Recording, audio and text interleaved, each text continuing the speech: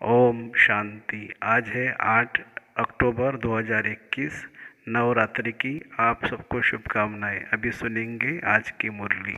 मीठे बच्चे, अब विदेही बनने का अभ्यास करो। अपनी इस विनाशी देह से प्यार निकाल, एक शिव बाबा को प्यार करो। प्रश्न: इस बेहद की पुरानी दुनिया से जिन्हें वैराग्य आ चुका है, उनकी निशानी क्या होगी? उत्तर: वह इन आँखों से जो कुछ देखते हैं वह देखते हुए भी जैसे नहीं देखेंगे। उनकी बुद्धि में यह होगा, यह सब खत्म होना है, यह सब मरे पड़े हैं, हमको तो शांतिधाम सुखधाम में जाना है। उनका ममत्व मिटता जाएगा। योग में रहकर किसी से बात करेंगे तो उन्हें भी कशिश होगी। ज्ञान का नशा चढ़ा हुआ होगा। गीत है ओम नमो शिवाय। ओम शांति। बाप कहते हैं, मीठे बच्चे, तुम शिव बाबा को जान गए हो। फिर यह गीत गाना तो जैसे भक्ति मार्ग का हो जाता है।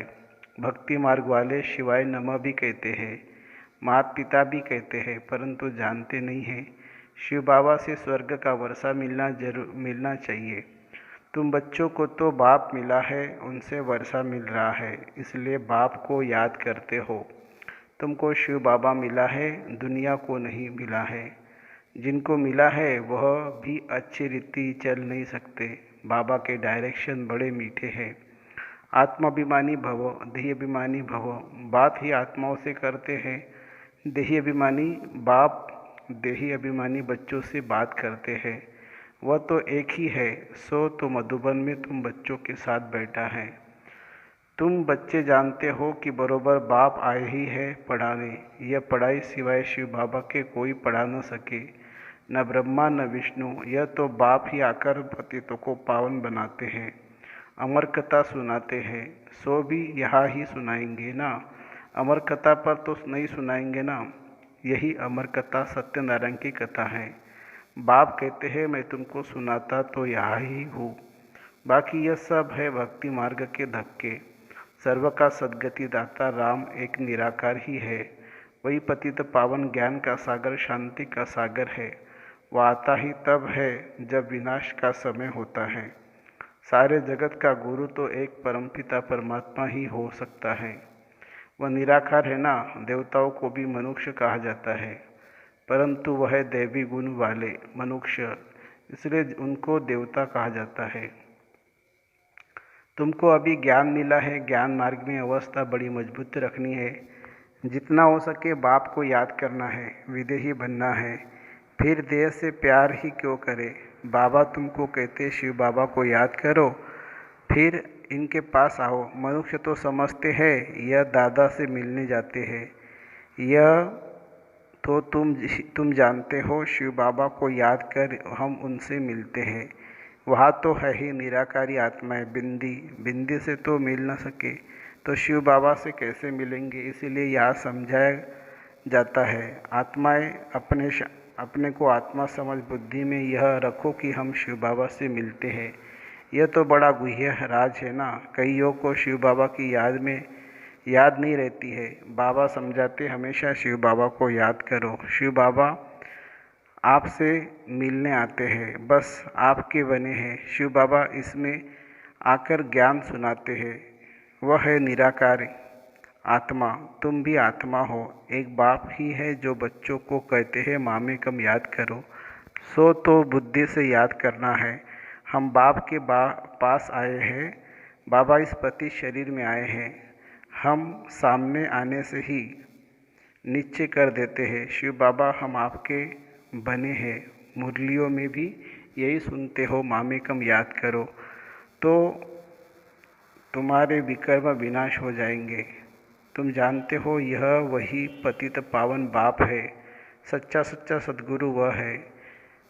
अब तुम पांडवों की ही है परमपिता परमात्मा से प्रीत बुद्धि। बाकी सभी की तो है कोई न कोई के साथ विपरीत बुद्धि। शिव बाबा के जो बनते हैं उन्हीं को तो खुशी का पारा उन्हीं का तो खुशी का पारा बड़ा जोर से चढ़ा रहना चाहिए।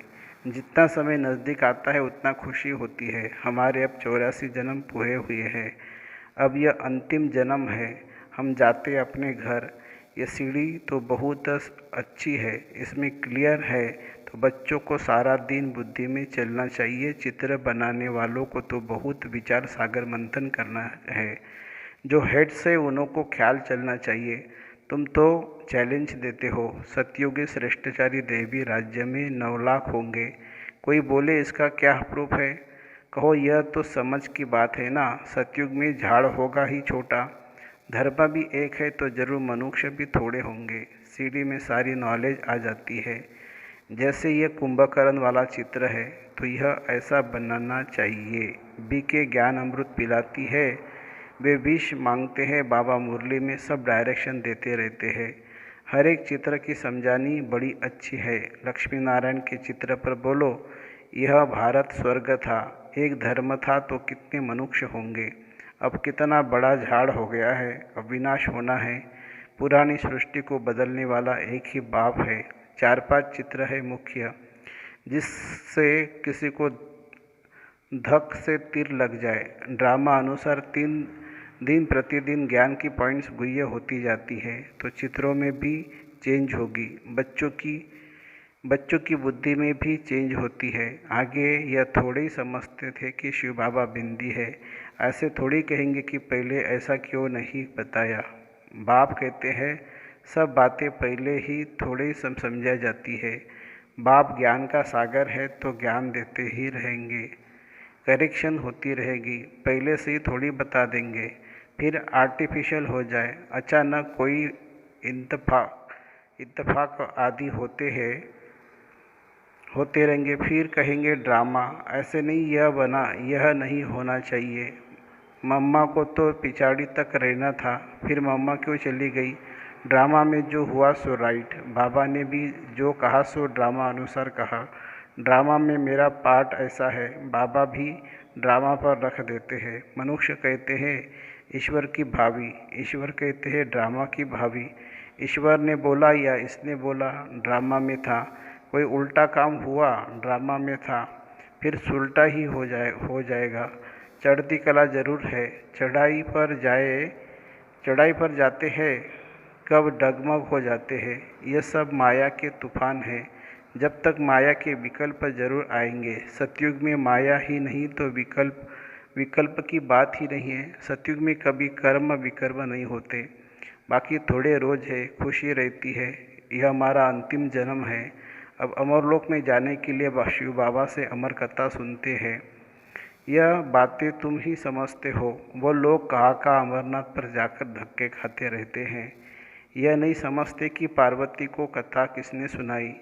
वहाँ तो शिव का चित्र दिखाते हैं। अच्छा, शिव किसमें बैठा? शिव और शंकर दिखाते हैं। क्या शिव ने शंकर में बैठ कथा सुनाई? कुछ भी समझते नहीं है। भक्ति मार्ग वाले अभी तक तीर्थ करने जाते रहते हैं। कथा भी वास्तव में बड़ी नहीं है, असूल है मनमना भव। बस बीच को याद करो, ड्रामा के चक्र को याद करो तो ज्ञान बाबा के पास है। वह ज्ञान हमारी आत्मा में भी है। वही ज्ञान सागर हम आत्मा भी मास्टर ज्ञान सागर बनते हैं। नशा चढ़ना चाहिए ना, वह हम भाइयों आत्माओं को सुनाते हैं। सुनाएंगे तो शरीर द्वारा ही, इसमें संशय नहीं लाना चाहिए। बाप को याद करते करते सारा ज्ञान बुद्धि में आ जाता है। बाप की याद से विकर्म विनाश होंगे, ममत्व मिटता जाएगा। कोई का नाम मात्र प्यार होता है, हमारा भी ऐसा है। अभी तो हम जाते हैं सुखधाम में। यह तो जैसे सब मरे पड़े हैं, इनसे दिल क्या लगानी है। शांति धाम में जाकर फिर सुखधाम में आकर राज्य करेंगे। इसको कहा जाता है पुरानी दुनिया से वैराग्य। बाप कहते हैं इन आँखों से जो कुछ देखते हो वह सब खत्म हो जाना है।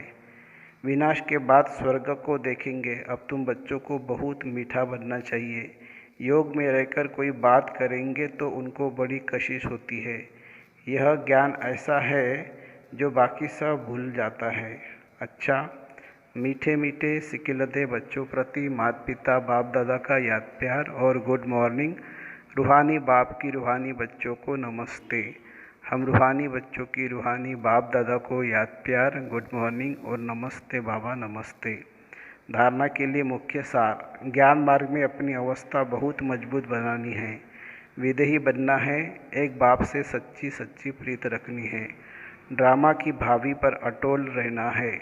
ड्रामा में जो हुआ सो राइट, कभी डगमग नहीं होना है, किसी भी बात में संशय नहीं लाना है। वरदान।